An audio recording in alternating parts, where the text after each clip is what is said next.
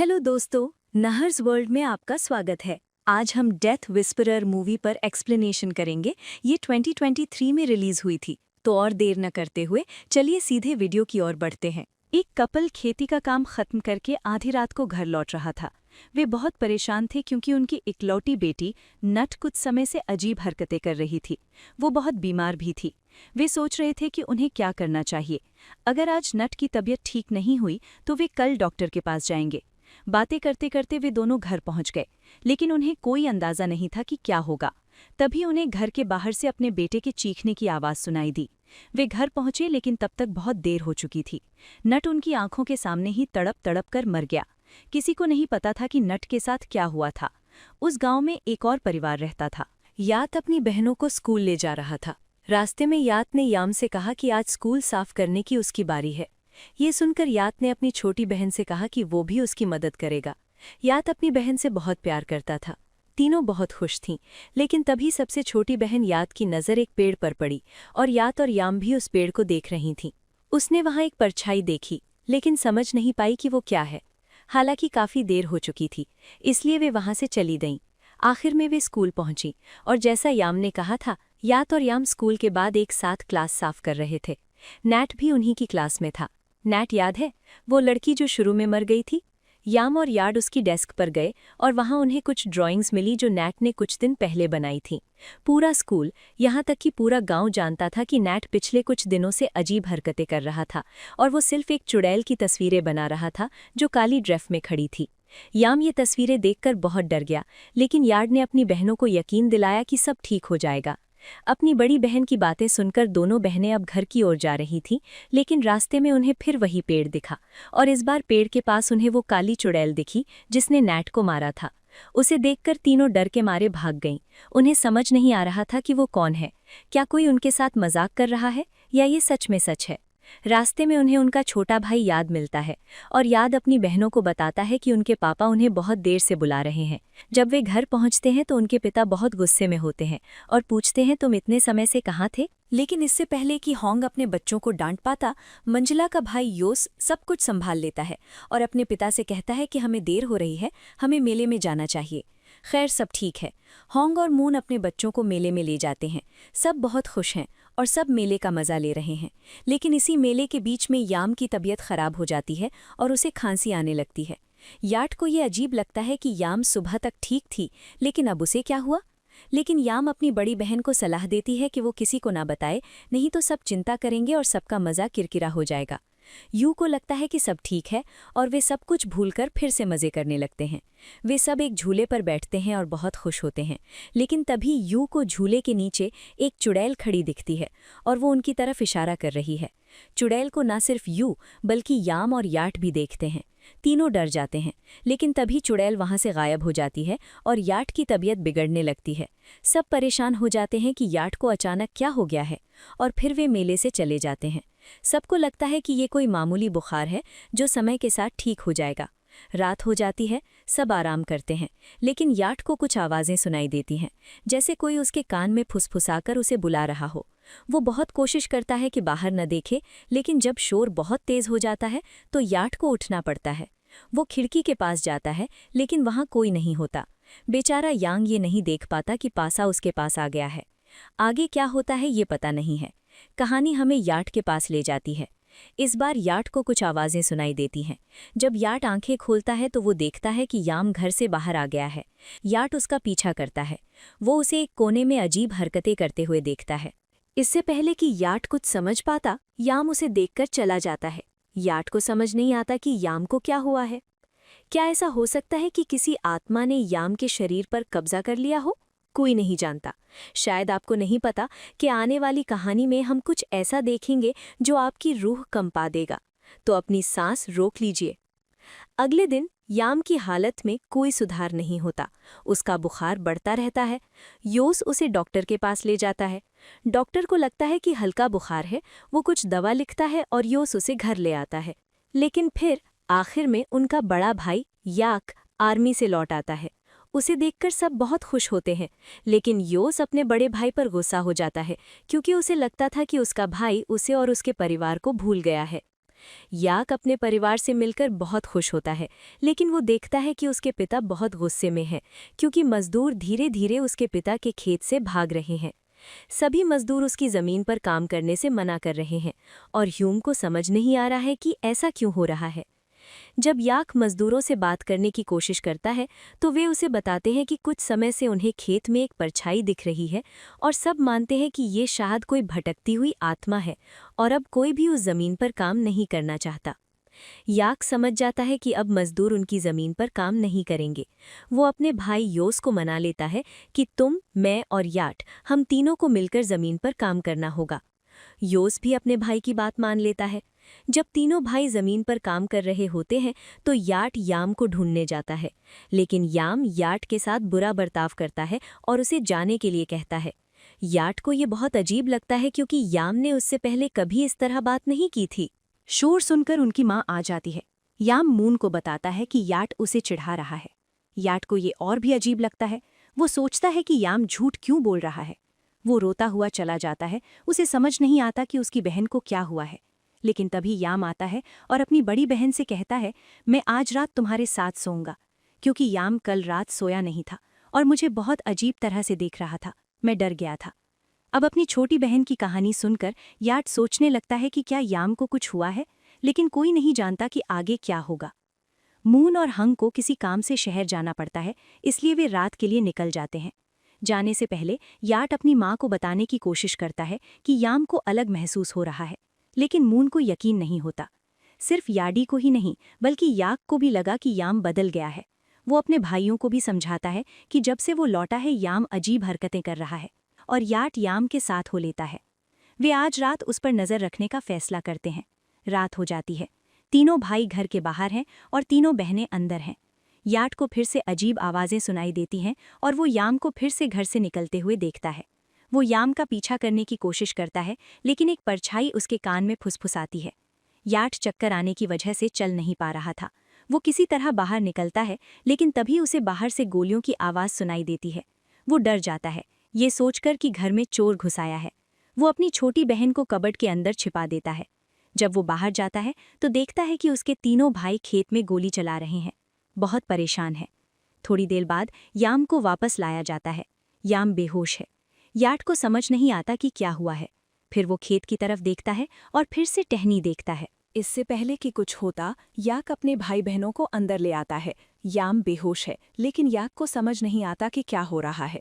वो याक से पूछता है, बताओ क्या हुआ। याक को मजबूरन अपनी बहन को सब कुछ बताना पड़ता है। वो उससे कहता है, जब हम बाहर थे और याद और योस सो रहे थे, मैंने याम को घर से निकलते देखा।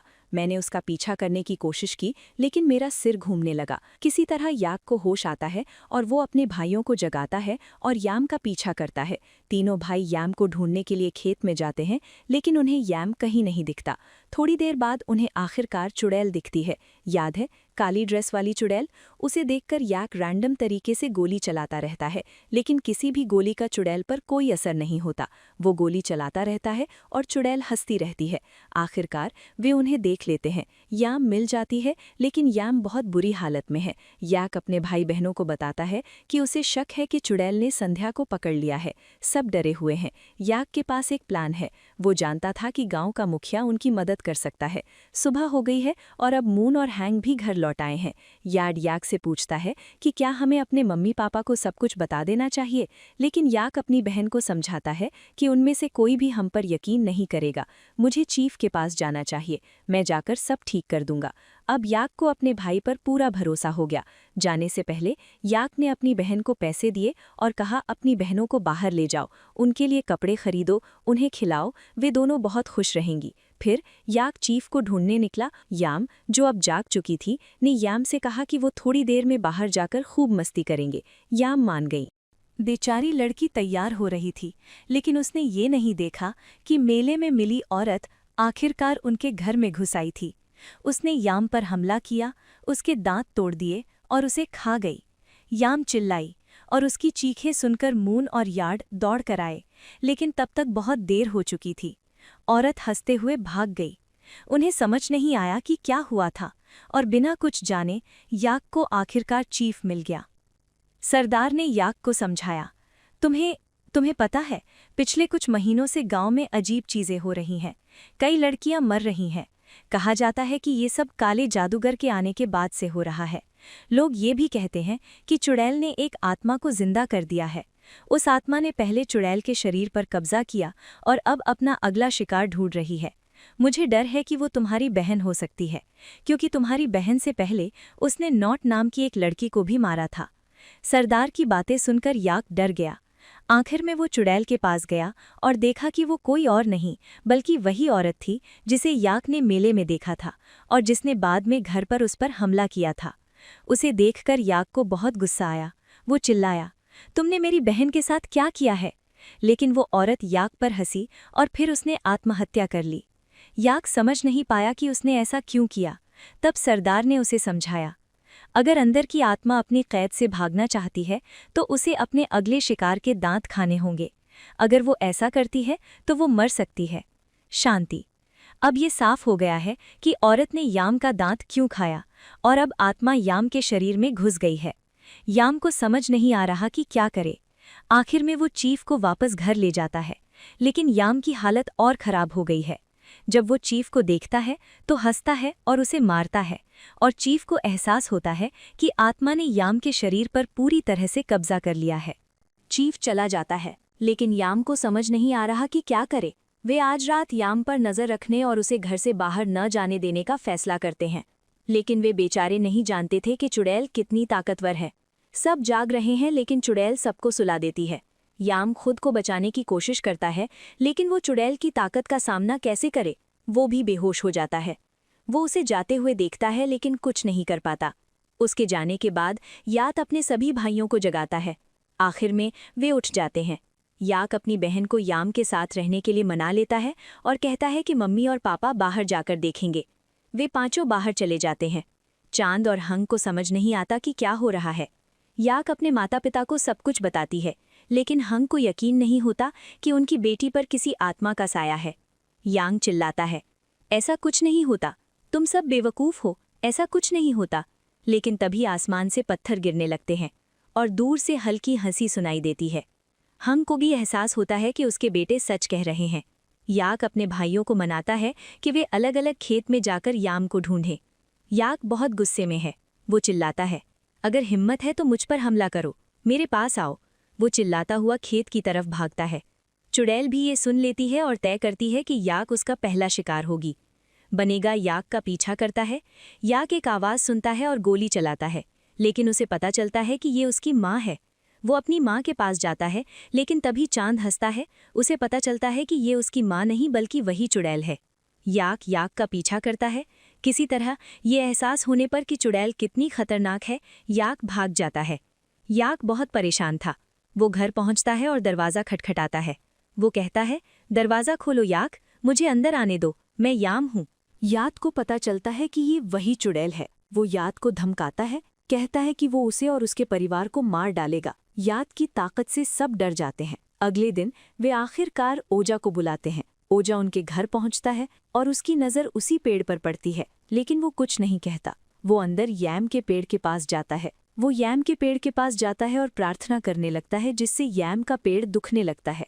चुड़ैल को पता चलता है कि उसके दिन शायद खत्म हो गए हैं, इसलिए वो नाटक करती है, माँ प्लीज़ मुझे बचा लो, माँ ये सब मुझे मार डालेगा। मून को लगता है कि उसकी बेटी वापस आ गई है, लेकिन बेचारी लड़की को ये नहीं पता कि ये सब चुड़ैल का जादू था। ओजा को पता चलता है कि ये चुड़ैल श्याम के शरीर को इतनी आसानी से नहीं छोड़ेगी। वो सबको बाहर ले जाती है। वो जानती थी कि चुड़ैल के खाने का मतलब है इंसानों की किडनी, दिल, फेफड़े। उसने इसे कहीं छिपाया होगा, और अगर हमने उसका खाना जला दिया तो चुड़ैल कुछ दिनों के लिए कमज़ोर हो जाएगी। फिर हम यैम के साथ यहाँ से निकल सकते हैं। लेकिन चुड़ैल ये सब कहाँ छिपाएगी? फिर याद को वो पेड़ याद आता है जहाँ उन्होंने पहली बार चुड़ैल को देखा था। ओजा के ऑर्डर पर वे पेड़ को काट देते हैं और आखिर में उसके अंदर चुड़ैल का खाना ढूंढ लेते हैं। ओजा उन्हें उसे जलाने के लिए कहते हैं, लेकिन जैसे ही वे खाना हिलाना शुरू करते हैं, यैम वहाँ दौड़ कर आती है। वो दर्द से चीखने लगती है और फिर बेहोश हो जाती है। अब चुड़ैल सबको समझाती है कि उन्हें यैम के साथ शहर जाना होगा। चुड़ैल उन्हें रोकने की बहुत कोशिश करेगी, लेकिन अगर वे शहर पहुंच गए तो चुड़ैल आखिर में यैम को जाने देगी। याक तय करता है कि चुड़ैल, याट, उसकी माँ और याम सभी शहर जाएंगे, जबकि उसके पिता याट और उसकी छोटी बहन घर पर रहेंगे। सब मान जाते हैं, लेकिन बेचारे लोगों को अंदाजा नहीं था कि ये काम इतना आसान होगा। चुड़ैल अपने शिकार को इतनी आसानी से जाने देगी? चलिए पता करते हैं। चुड़ैल ने याक को पहले ही बता दिया था कि ये चुड़ैल हमें रास्ते में रोकने की कोशिश करेगी, हमें जीप से बाहर निकालने के लिए डराएगी, लेकिन कार को किसी भी हालत में नहीं रोका जा सकता। चुड़ैल ने याक को कुछ प्रार्थना की गोलियां दी, जिनसे समय कट सकता था। आखिरकार उन्होंने गांव का आधा हिस्सा पार कर लिया और फिर समय गेम शुरू होता है। समय एक एक करके सबको डराने लगता है। याक अपने मरे हुए दोस्तों, अपने पूरे परिवार, हर उस इंसान को देखता है जो मरा हुआ है। याद और यास नैट को देखते हैं। लड़की याद है, वो लोगों को मारने की कोशिश करती है, लेकिन वे बहादुरी से काम लेते हैं और आखिर में चुड़ैल के जाल में नहीं फंसते। इस बार चुड़ैल गुस्सा हो जाती है और अपना असली रूप ले लेती है। वो याम को हरा देती है। याम अपनी ताकत का इस्तेमाल करके सबको सुला देती है और कार का एक्सीडेंट कर देती है। थोड़ी देर बाद याक को होश आता है, लेकिन तब तक बहुत देर हो चुकी होती है। सब बेहोश हैं और समय ने याम पर पूरी तरह से कब्जा कर लिया है। वो याक को देखकर हंसती है। क्या तुमने सोचा था कि तुम बस ऐसे ही चली जाओगी? अब मैं उन सबको तुम्हारे सामने मार दूंगी और आखिर में तुम्हारी बहन को और तुम्हें तड़पने के लिए छोड़ दूंगी। फिर चुड़ैल पहले सरदार को मारती है, फिर ओझा को। तब याम को मारने वाले याक को एहसास हुआ कि इस चुड़ैल को ताकत से हराना मुश्किल ही नहीं, नामुमकिन है। उसने अपनी समझ का इस्तेमाल किया और चुड़ैल को चैलेंज किया, अगर तुम में हिम्मत है तो मुझे मार डालो। याम को बहुत गुस्सा आया, लेकिन जब याक उस पर हमला करने गया तो याक उसका इशारा समझ गया और उसे एक तलवार दे दी। ये तलवार याक को ओझा ने दी थी। उसने इससे याम के हाथ पर मारा। आखिर में चुड़ैल ने यम का शरीर छोड़ दिया। जैसे ही उसने यम का शरीर छोड़ा, उसने इस मौके का फायदा उठाया। याक ने उसे उठाया और उस भूखी गोली से उसे मार डाला। आखिर में वे बच गए और याक अपने पूरे परिवार को हॉस्पिटल ले गया। अपनी बहन यम को जिंदा देखकर सब बहुत खुश हुए। आपको क्या लगता है, क्या ये सच है? चलिए पता करते हैं। रात हो गई। जब याक यम से बात कर रहा था तो यम मुस्कुराया और बोला, तुम मुझे कभी नहीं खोओगे। याक को एहसास हुआ कि चुड़ैल मरी नहीं है। फिर चुड़ैल ने यम को उसकी आंखों के सामने ही मार डाला। पूरा परिवार रो रहा था। सबने यम को खो दिया था। याक ने चुड़ैल को अपना मकसद पूरा करके जाते हुए देखा।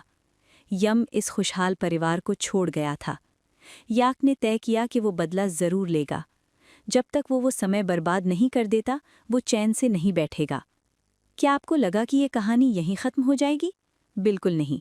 इस कहानी का दूसरा और तीसरा पार्ट भी आ रहा है। प्लीज़ दूसरे और तीसरे पार्ट का इंतज़ार करें। तब तक थैंक यू और गुड बाय। और ये रही फिल्म की एंडिंग। अगर आपको वीडियो पसंद आया तो प्लीज़ इसे लाइक करें। अगर आप चैनल पर नए हैं तो प्लीज़ सब्सक्राइब करें। तो मैं आपसे अगले वीडियो में मिलूंगा। उस पर नज़र रखें।